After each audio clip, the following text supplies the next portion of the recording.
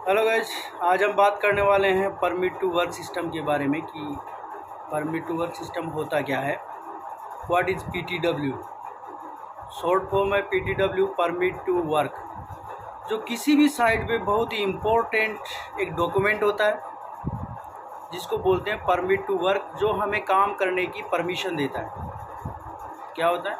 यानी हम what is the PTW या what is permit to work system को परिभाषित भी कर सकते हैं कि ये एक रिटर्न डॉक्यूमेंट होता है जो हमें सेफली काम करने की परमिशन देता है। दूसरे शब्दों में हम ये भी कह सकते हैं कि ये एक SSOW का पार्ट होता है। SSOW means safe system of work का एक पार्ट होता है जिसको हम साइट पे काम करने के लिए यूज में लेते हैं।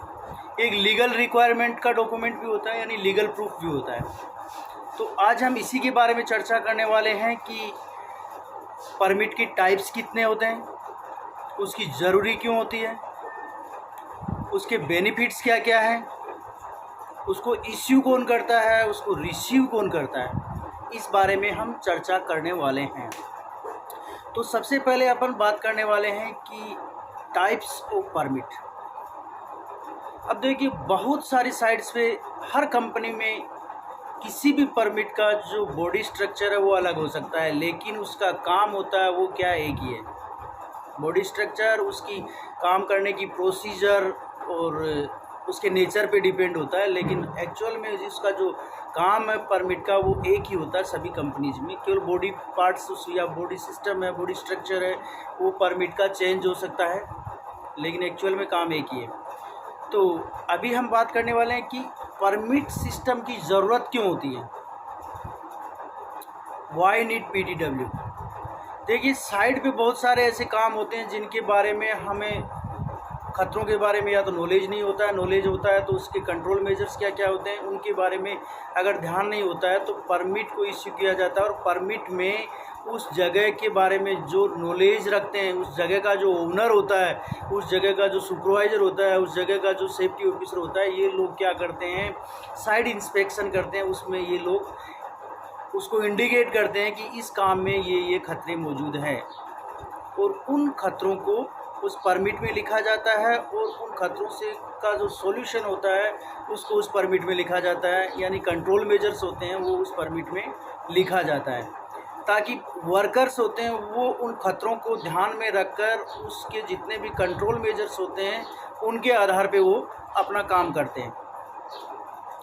तो ज़रूरत कंप्लीट हो गई, यानी उस पर जो लिखा होता है उस सेफ सिस्टम का जो टर्म्स एंड कंडीशन जो लिखी होती है उसके आधार पे वर्कर है वो काम कर सकते हैं। अब देखिए, बात करते हैं टाइप्स ऑफ परमिट। पीटीडब्ल्यू कितने प्रकार का होता है? परमिट टू वर्क होता है एक्चुअली जनरली दो प्रकार का होता है। एक होता है कोल्ड वर्क परमिट, एक होता है हॉट वर्क परमिट।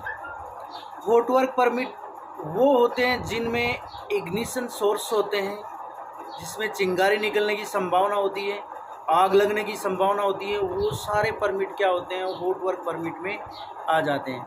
जैसे वेल्डिंग हो गया, ग्राइंडिंग हो गया, कटिंग हो गया, ये सारे जितने भी वर्क परमिट हैं वो किस में आते हैं, हॉट वर्क परमिट में आ जाते हैं। दूसरा होता है कोल्ड वर्क परमिट, जिसमें हाइट वर्क परमिट हो गया, एक्सकवेशन परमिट हो गया, इलेक्ट्रिकल परमिट हो गया, या दूसरा मान लीजिए कन्फाइंड स्पेस परमिट हो गया, स्केप होल्डिंग इरेक्शन का हो गया, स्केप होल्डिंग डिसमेंटलिंग का हो गया। ये सारे परमिट आते हैं कोल्ड वर्क परमिट में। तो ये हो गया हॉट एंड कोल्ड, दो प्रकार से, जनरली दो प्रकार से होते हैं, और इसी के पार्ट्स होते हैं बाकी परमिट्स। अब देखिए बेनिफिट्स ऑफ यूजिंग, इसके बेनिफिट क्या है। परमिट के बेनिफिट ये हैं कि एक तो वर्कर को काम के बारे में नॉलेज होता है कि सेफली कैसे करना है और इस काम में क्या क्या खतरे हैं, और इस काम के लिए जो कंट्रोल मेजर्स है वो क्या क्या है और हमें क्या क्या यूज में लेना है। दूसरा, काम स्टार्ट करने से पहले ही वर्कर्स की छंटनी हो जाती है। परमिट में लिखा होता है कि वो वर्कर्स है ट्रेंड है या नहीं है, उसके हेल्पर्स है वो किस सिचुएशन के हैं, वो एरिया है वो साफ़ सुथरा है या नहीं है, यानी उस एरिया का पूरा चेकलिस्ट तैयार होता है, और उसी के आधार पर उस एरिया को उस काम करने के लायक बना लिया जाता है। लीगल रिक्वायरमेंट भी होती है। लीगल रिक्वायरमेंट ऐसी इसलिए होती है क्योंकि अगर कोई एक्सीडेंट या इंसिडेंट हो जाता है तो ये प्रूफ के तौर पे काम में लिया जा सकता है कि परमिट वो हमने इश्यू किया था, इसके साथ में रिस्क असेसमेंट है या हजार्ड एनालिसिस है, टूल बॉक्स स्टॉक्स है, वो उसके साथ में इंक्लूड होती है। दूसरी बात, जो सुपरवाइज़र होते हैं वो परमिट की जवाबदार हो जाते हैं, उनके साइन होते हैं तो वो छोड़ के नहीं जाते हैं साइड को, तो वो भी एक बेनिफिट ही हो गया है। तो परमिट के बेनिफिट्स तो ये हो गए हैं। अब बात करते हैं हम कि परमिट को रिसीव कौन करता है और इश्यू कौन करता है। ये देखिए बहुत ही सोचने वाली बात है कि ज़्यादातर साइट्स पे क्या होता है, सेफ्टी ऑफिसर परमिट को इश्यू कर रहे हैं, बहुत सारी साइट पे सेफ्टी ऑफिसर परमिट को रिसीव कर रहे हैं। लेकिन मैं तो यही कहूँगा कि ये जो सिस्टम है वो गलत है। सेफ्टी ऑफिसर कभी भी किसी साइट का परमिट इश्यूअर नहीं हो सकता है, कभी भी किसी साइट का परमिट रिसीवर नहीं हो सकता है। सेफ्टी ऑफिसर केवल अप्रूवर हो सकता है या उसको अप्रूवल कर सकता है कि सेफ्टी ऑफिसर जब तक अप्रूवल नहीं करता है वो काम स्टार्ट नहीं होता है। तो कभी भी एक्चुअल में सेफ्टी ऑफिसर परमिट का इश्यूअर या रिसीवर नहीं हो सकता है। तो फिर होता कौन है? परमिट का इश्यूअर कौन होता है? परमिट का इश्यूअर होता है उस एरिया का इंचार्ज, उस एरिया का ओनर होता है जो उस परमिट के लिए इश्यूअर होता है। उसको उस साइट के बारे में मालूम होता है कि मेरी साइट पे क्या चल रहा है, मेरी साइट पे क्या खतरे हैं, अंडरग्राउंड सर्विस कैसी है, और जो अपर हेड जितनी भी मान लो इलेक्ट्रिकल लाइन है या और जो भी लाइन है, पाइपलाइन वगैरह है, उनमें क्या क्या खतरे हो सकते हैं वो उसको मालूम होता है और वही उसको इश्यू करता है। तो परमिट जो इश्यूअर है वो कौन हो गया? एरिया का ओनर। तो फिर रिसीवर कौन हो गया? तो रिसीवर वाली अगर हम बात करें तो परमिट का रिसीवर होता है काम करवाने वाला सुपरवाइज़र। तो परमिट रिसीवर कौन हो गया? परमिट होल्डर और रिसीवर एक ही होता है। ये होता है काम करवाने वाला सुपरवाइज़र या फोरमैन या कोई कॉन्ट्रैक्ट बेस पे जो कॉन्ट्रैक्ट ओनर होता है वो। ये लोग क्या होते हैं, जैसे सप्लायर हो गया, कोई ठेकेदार हो गया, ये लोग क्या होते हैं? रिसीवर हो सकते हैं। उस एरिया का जो फोरमैन होता है वो रिसीवर हो सकता है। बहुत सारे परमिट में परमिट होल्डर भी लिखा होता है उसकी जगह पे, रिसीवर की जगह पे। तो ये लोग क्या होते हैं? रिसीवर होते हैं। अब अगर बहुत सारी जगह पे अपन अगर किसी परमिट में इश्यूअर या रिसीवर में सेफ्टी ऑफिसर को डालते हैं तो आप गौर कीजिए, जैसा ये सेम वही सिस्टम हो जाएगा। जैसे ऑडिट दो प्रकार के होते हैं, एक होता है इंटरनल और एक होता है एक्सटर्नल। अब जो इंटरनल ऑडिट होता है उसकी कोई अहमियतता नहीं होती है, उसकी कोई सत्यता नहीं होती है, उस पर कोई विश्वास नहीं करता है, क्योंकि वही बात है। ज़रूरी है इंटरनल ऑडिट में कोई ब्लेम नहीं कर रहा हूँ, इंटरनल ऑडिट भी सत्य होते हैं बहुत सारी जगह पे, लेकिन उसको शक की नज़र से देखा जाता है कि हो सकता है सेफ्टी ऑफिसर कंपनी का है और उसने ऑडिट किया है तो बहुत सारी चीज़ों को उसने छुपाया होगा। तो एक्सटर्नल ऑडिट होता है उतना जो महत्व है वो इंटरनल ऑडिट नहीं रखता है। ठीक वैसे ही अगर रिसीवर या इश्यूअर अगर सेफ्टी ऑफिसर होता है तो उसमें उतनी सत्यता नहीं हो सकती है।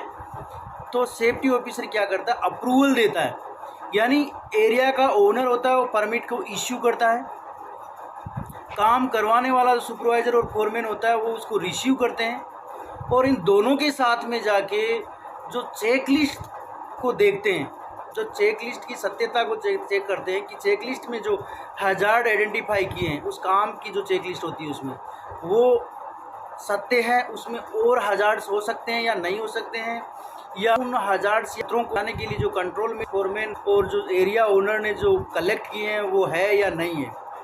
उन चीज़ों को कंफर्म करने के लिए सेफ्टी ऑफिसर उनके साथ में साइड पे जाता है, वो देखता है चेक लिस्ट के हिसाब से काम हो रहा है, कंट्रोल मेजर्स खतरों के हिसाब से अवेलेबल है, तो वो क्या करता है? अप्रूवल की जगह पे साइन करता है और काम स्टार्ट हो जाता है। ये एक जनरली प्रक्रिया है और इसको सबको फॉलो करना चाहिए।